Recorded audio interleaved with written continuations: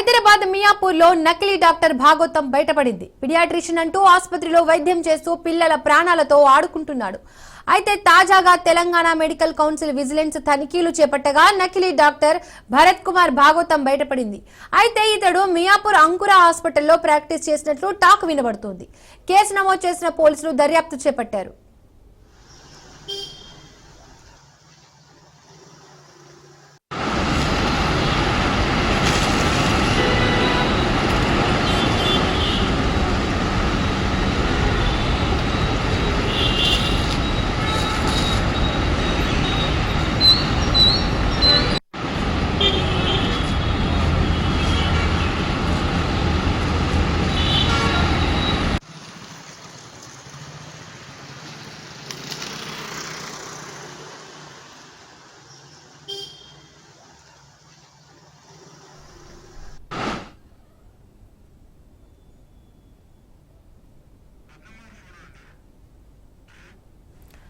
హైదరాబాద్ మియాపూర్లో నకిలీ డాక్టర్ భాగవతం బయటపడింది. పిడియాట్రిషియన్ అంటూ ఆసుపత్రిలో వైద్యం చేస్తూ పిల్లల ప్రాణాలతో ఆడుకుంటున్నాడు.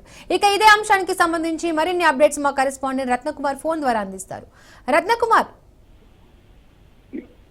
వరుసగా ఈ మధ్య కాలంలో ఆ నగర వ్యాప్తంగా కూడా నకిలీ డాక్టర్ల భాగవతాలు అనేవి వెలుగు చూస్తూ ఉన్నాయి. అటువంటిదే ఇప్పుడు మరొకటి చోటు చేసుకున్నటువంటి పరిస్థితి. మియాపూర్ లో ఈ నకిలీ డాక్టర్ భాగవతం అనేది వెలుగులోకి చూసింది. మియాపూర్ అంకుర హాస్పిటల్లో ప్రాక్టీస్ చేస్తున్నట్లు అతన్ని గుర్తించారు.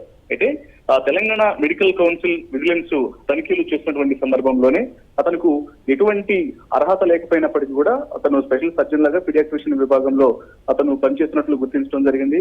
ఇక అంకుర హాస్పిటల్లో తను చేసినటువంటి విధులకు సంబంధించి అక్కడ విజిలెన్స్ అధికారులు ఎప్పుడైతే పూర్తిగా తనిఖీలు చేశారో అతను ఉన్నటువంటి సర్టిఫికేట్స్ కు సంబంధించి ఎలిజిబిలిటీస్ కు సంబంధించి తనిఖీలు చేసినప్పుడు తను ఎటువంటి అర్హత లేకుండానే అక్కడ ప్రాక్టీస్ చేసినట్లు గుర్తించి అతన్ని పట్టుకోవడం జరిగింది. ప్రస్తుతం అతన్ని అదుపులోకి తీసుకొని పోలీసులు కేసు నమోదు చేసి దర్యాప్తు చేస్తూ ఉన్నారు. దీపిక, రత్నకుమార్, అతను ఎన్ని సంవత్సరాల నుండి ఇలా నకిలీ డాక్టర్ గా కొనసాగుతున్నారో ఏమైనా డీటెయిల్స్ తెలుసా? సో మనకు అందుతున్నటువంటి సమాచారాన్ని బట్టి అంకుర హాస్పిటల్స్ అనేవి ముఖ్యంగా చిన్నపిల్లల వైద్యానికి సంబంధించినటువంటి హాస్పిటల్స్ లో చాలా పేరు పొందినటువంటి హాస్పిటల్స్ గా పరిగణించబడుతూ ఉంటాయి.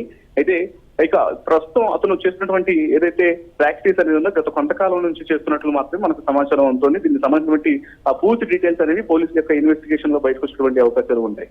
Right Ratnakumar, thank you.